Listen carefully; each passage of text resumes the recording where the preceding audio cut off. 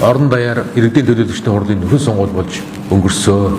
Ардчилсан намын хувьд аймгийн түвшинд болсон нөхөн сонгуул дээр амжилтгүй оролцсон, сумын түвшинд буюу анх сум багийн түвшинд болсон нөхөн сонгуул дээр амжилттай оролцсон ийм үр дүн гарч байна.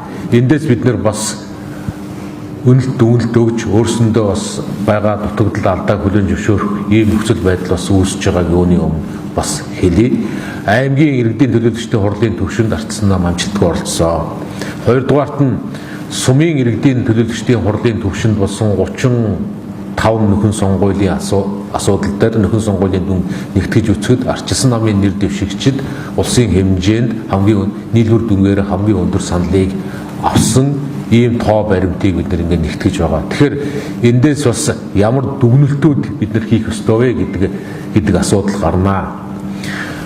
Яг өнгөрсөн хугацаанд анхан шатанд иргэдэд хамгийн ойр байдаг түвшинд ардчилсан намын нэр дэвшигчид илүү өндөр санал аваад аймгийн түвшинд муу санал авцаана. Яг энэтэй холбоотой зарим нэг дүгнэлтийг бас хэлэхэд үнэхээр бас ардчилсан нам тал талын хараа тус хөндлөнгийн олон байгууллагуудын судалгаагаар ардчилсан намыг ард иргэдийн дотор үнэлж байгаа үнэлт рейтингийн үнэлгээ яг өнөөдөр хамгийн өндөр гардаг. Энэ бол хараа тус байгууллагуудын та бүхэн харж байгаа үнэлт дүгнэлтүүдээр. Гэтэл яагаад аймгийн хурлын сонгуульд иргэдийн төлөөлөгчдийн хурлын сонгуульд цөөхөн санал авчваа гэдэг. Тэгэхээр олон нийтэд ардчилсан намын рейтинг өндөр байгаа ч гэсэн энэ элдв сонгуулийн сүлжээ, нүүрсний мөнгө, албан тушаал, эрх мэдэл 10 гаруй жил засаглаж байгаа төрийн албаны бүтэц энэ бүх зүйлдер ардчилсан нам сонгуулийн эцсийн үр дүнд бас ядаг хүлээж байна.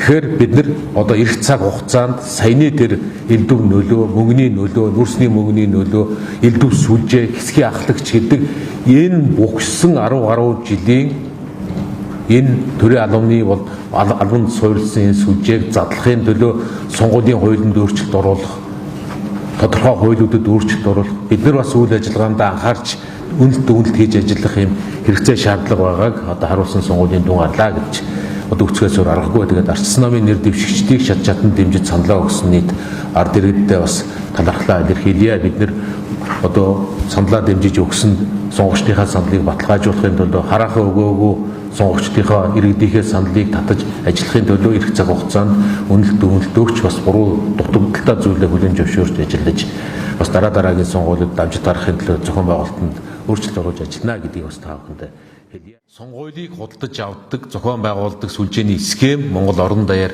хэд үнзгийн Монгол Ардын нам суурьтай, халамжийн тогтолцоо суурьтай энэ саяны тэр олон зэрэгдсэн байгууллагууд маш олон талаасаа ингэж энэ асуудлуудыг зохион байгуулалтанд орсон нь харагдаж байна. Зөвхөн Улаанбаатар хотод манай Далайн Батбаяр гишүүний санаачлаад өргөн барьсан хуулийн төслийг хэлэлцүүлэг хүлээгдэж байна. Улаанбаатар хотод 2000 хэсгийн ахлагч нэртэй сонгуулийн саналыг үндсэндээ зохион байгуулалттайгаар эргүүлэх, луурдах энэ сүлжээ бий болгочихсон л байгаа.